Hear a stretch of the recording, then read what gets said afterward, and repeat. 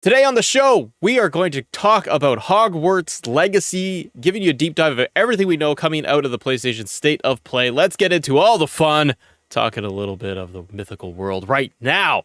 Court, how you doing, buddy? Welcome to PlayStation A, as you've always been here. It's a good Friday morning, and we just got to see Hogwarts Legacy. My man, talk to me about your impressions overall, and I'll give you some thoughts, too. I've watched, 4 or 5 of the Harry Potter movies. I enjoy it. The kids enjoy it. But you, my friend, and your family, much more bigger into that. Yeah, so for me, I knew none of it 11 years ago. I think the first one I saw was the third one. I can't remember. It was something that me and my wife, she's a huge fan. It was something we shared when we first started dating. She brought me into the world. There was an exhibit in Toronto that I got to go see at the Science Center. I got this nice little T-shirt. We went to the Harry Potter world in the U.S. At Universal. We've done a lot, so it's very special in this household, and my wife truly loves the world, the wizarding world. This will be the first game that I think in a long time, besides Candy Crush, where my wife really wants to get into and play. So it's going to be something special. We're also sharing that world with my daughter. It's a family thing in this household, and from what I saw and what this team over at Avalanche has done is unbelievable. At the very end of the state of play, they do it like a dev diary, which is awesome. Instead of doing it in the middle, they do it at the very end. And they talk about the game is set in the 1800s. It is a whole new world that they got to develop from the ground up. Because you're not dealing with the Dumbledores and the Harrys of the world, they get to take some of the lore and do what they wanted to do with it, make their own inspiration out of it. Everything is out of them and no one else that was dealt with the franchise in the past. It's all them.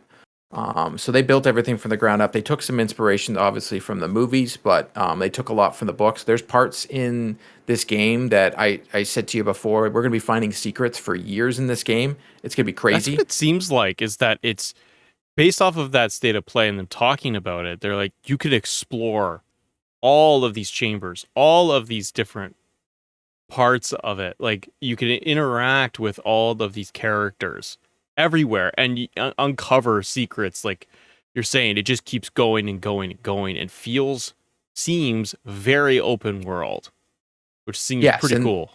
And then they have the crafting system and you're building the potions, but they're also going to have parts for the people that have loved the books and loved the movies. There's going to be parts in here that weren't in there, like the Ravenclaw house room, like the common house room. That was never in a movie. So we're going to see that. They get to make their own spin on it and do what they want with it. They were mentioning that there's any of these secret rooms that were in the book or that they alluded to or they talked about that never made it to the movies. They're in there.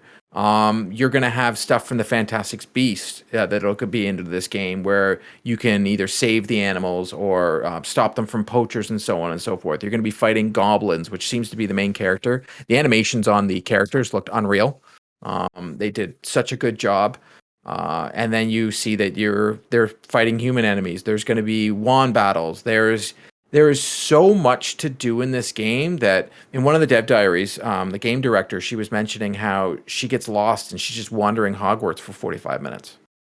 That's what it looked like based off of the impressions we got here, is that I can just go out to the grounds and I can either practice or I can just interact with other NPCs and other magicians and other wizards, and I can get off into like little side quests and side stories.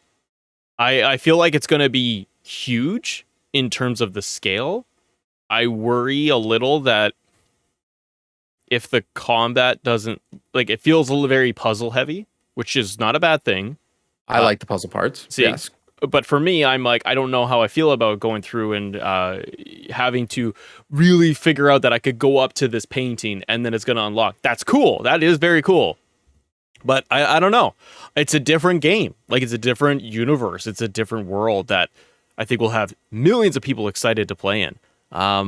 Their previous games would be Mad Max, Just Cause, what was it saying? Rage 2.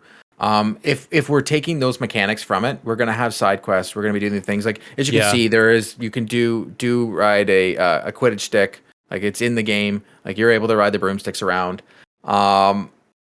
I can see it being, from what I saw with the puzzles, and it almost looked like Infamous with the combat system. With the spells and so on and so forth. Yep. But I also felt with the puzzles, and it's almost like you're taking Tomb Raider and Infamous, and you're making him into one game, but making it in the Harry Potter world. So you have that open world aspect of like Infamous Second Son, but you're also having like they're making the set pieces their own characters. Like Hogwarts looks like its own character. Yeah. When they're walking around, and you can see other things in the trailer where they're going into, fight the dragons, or you're going into these different rooms. It's breathing this world to life, and it makes you want to stay there. A lot about what I saw as a fan of the franchises, it makes me want to be there. It's like almost like a warm blanket. Like this is a day one purchase, 100%. I'm very excited. I'm also, they didn't mention in there, I'm very curious to know any of the DualSense capabilities, like if we're doing wand battles and so on and so forth. Bet it's there. Yeah, I have a funny feeling there's a lot of amazing things with the DualSense and 3D audio. This game could be one of those crazy things with 3D audio, especially if you're, going after one of those fantastic beasts and you're trying to hear where they are, and you're trying to not hunt them, but help them. Or if you're using your spells like in combat, like what we're seeing now is like a lot of footage with him in battle, and to have that 3D audio sense or the triggers, and maybe just trying to cast certain spells for combat where you're going to have a little bit more spatial audio. Or I can see that like as you are putting a potion or you are in combat using your wand, and that particle effect that they have, having that kind of like spill out a little bit more, that does remind me of Infamous. That's a very good point. And you can see that your character that they're showing off anyways is young, which gives me the thinking that you're going to be pretty agile for climbing and for running and all of that stuff. And that does look like more of Infamous to me. Yeah, and it also has a little bit of the force, like the force pulls and so on and so forth. So it's incorporating. There's the lightning bolt coming down. Like we're gonna have these different spells that obviously you can unlock, and I'm very curious to know. It's you have the Sorting Hat, and you get to pick what house you're going to be, and I'm very curious to know how that works if you pick Ravenclaw, Gryffindor, Slytherin, or Hufflepuff. Like, how does that affect your gameplay, picking which house that you're going to be a part of? And even things like, are they going to have, I imagine they will, but like cosmetics and cosmetic changes and upgrades? No, they have those. Those are all in there? Okay. Yeah, they have the talents and abilities. They have it. Yeah. Originally, like you're even showing it, your different talents and your upgradings. A lot of people thought there was going to be microtransactions. They've come out on front of this and said there is 0 microtransactions in this game. That's not to say things won't come after. Like, when we think of microtransactions, the plane to win, but like Assassin's Creed does this thing where like, hey, if you want, you can spend this money and get this XP boost, and I'm the one who does it. I know some people don't like that, but like for me, if it's $5 and I can level up quicker in the game, like so be it, I'll do it. But you can see there's a lot of collecting. There's a lot to do. Yes. I'm hoping that it's not too much to do. I'm finding that with a game that we're both playing currently right now in Horizon. I'm finding there's a lot to do in the world. And it's almost like there's too much to do in the world. It's every 3 steps. It's stop and collect and stop and do, versus can I just breathe and enjoy the world? I hear you. What I was going to ask you, because you are such a big fan, is there any hesitations or any concerns that you have based off of what you've seen? Because I think it looks great. Combat looks fun. The world is obviously super interesting. But is there anything that you looked at and you were like, I wonder how this is going to play or how this is going to work? Or is it generally just like, this looks great? I am wondering with regards to, like, we're seeing the combat, and we're seeing, like, he's in one of these videos I was watching, he's got the Mandrake, and I want to make sure that this all flows together. Like, I don't want it to be like you're just every 2 seconds you're in a combat fight, or you turn a corner and there's a group of 4 guys. That's the other. Okay, that was the one I don't want an Avengers. I don't want to be. I don't want to be going through the open world and have these NPCs that are taking me away from the story. I want to continue the story. If this is about the world and me growing up to be, I want that to all be the same. You have your companions that they were talking about in there. There's all these things. I want it to flow. I'm afraid that can get convoluted. Okay, and the one concern I have is that as they were showing footage of your character in more of the open world areas, and you do have like little combat moments that they showed off, there's like a group of 3 to 4 people and so on.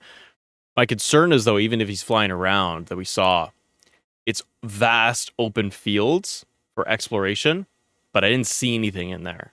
Now, that could be for demo purposes, or it's just that it's going to pop up, as you interact with certain stuff. And you know what I mean? Like, where I think of an Assassin's Creed, it's much more lived in. There are NPCs walking around. Stuff is just kind of happening.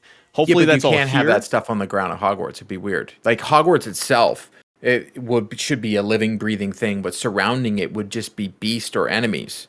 But that's what I'm saying, though, is that even beasts and enemies, it's like there was nothing. There's just water. I'm hoping there is nothing.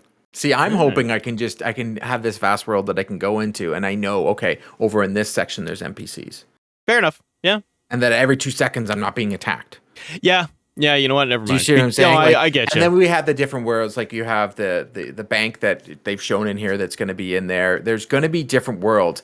I can see a lot with regards to DLC, what they can do in this game. Yes. Like I see potential in this game being how long infinite, almost. How long almost has this been in development now? It's been years, hasn't it, since we first got when was teaser? the original announcement? Hogwarts Legacy announcement. As you're looking that up, I'm just looking at the. I'm not even looking it up. It's been several years for this game to be making. I remember the first leak of this game was somebody in a mall leaked some footage. They were in a mall and they got asked to play this game, and we saw cell phone footage, which turned out to be exactly what everybody thought. But the first Hogwarts Legacy was first in 2020. In September in 2020, we first was announced at the PlayStation 5 event. But I believe it was, yes. The game has been in development since 2017. It's a long time now. But we're also dealing with pandemic, though. So yes, but we lost maybe we're not 2 getting years. a broken game. That's the other thing I'm more concerned with. We've been getting a ton of broken games from both Sony, both Xbox. It doesn't matter who the developer is. We've been getting games that are broken. Could you imagine we get a game like this and you can play it and you don't have to deal with these giant 40 gig patches for day one to make it work? Like that is a very good point. I'm just looking right now. There's like costume changes and stuff too. So all of that attire there, that's totally customizable. Everything's going to be there. But I am hopeful that because of the amount of time that they've had with this game, yes, there would probably be development delays because of COVID. But they're kind of coming at it like when they are ready. It doesn't sound like this is a situation of we're rushing to push this out, does it? So I'll put a caveat on that, and I was going to mention it at the end of the show, but I think this game was ready for a while now. Okay. The creator of the Harry Potter franchise, J.K. Rowling, is her views are not the same as mine. Fair. She has said some terrible things, but the developers of this game, they're not her. So I'm going to support the game. I'm not going to support her, and I understand like there's a difference, but we're going to put some links in here to charities in the Ontario, Canada place that you can donate to. Friend of the show, Luke Williams, his wife suggested to him, and he put it out there on Twitter, like, if you buy this game, you could always just donate to one of these charities if you really want to play the game, if you feel that strong about it. If you don't, like, if you just ignore what she says, it is what it is. But I truly feel that this game might have been ready before. Yeah. But she continues to put herself out there and continues to say things that, not everybody agrees with, including myself. But it is what it is. So I think the game was ready to be put out there. Okay, and I think that they delayed putting it out. But that's also, we're going to get a more polished game. Like I'm watching the trailer here. They were showing the different seasons. We can walk around during winter and so on and so forth. And your clothes are going to change. Like you were walking around in winter and it was showing snow actually accumulating onto the characters. And this game is a next-gen game. So like I'm excited. Very excited to play this game. It says holiday 2022. So it looks like its release window is going to be, my guess, October? October. Yeah, it would make sense Halloween. for Harry Potter. October, November. Unfortunately, right around the same time as Starfield. But it doesn't mean we can't play both games. True. And they're different. I mean, they're different. Well, they're both RPGs, open world. But different experiences.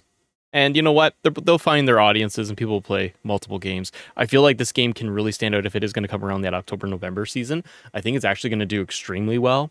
Yes, there is Starfield, but this isn't going to be a year I don't believe we're not going to have the likes of the Call of Duty out there. We're not going to have a Battlefield. Well, no, we have Call of Duty this year. We don't have a Call of Duty next year. Next year, okay. And if Battlefield has shown us anything, those are different audiences. But I know, but you know what I mean. The big blockbuster fall games. We don't have a Spider-Man this year.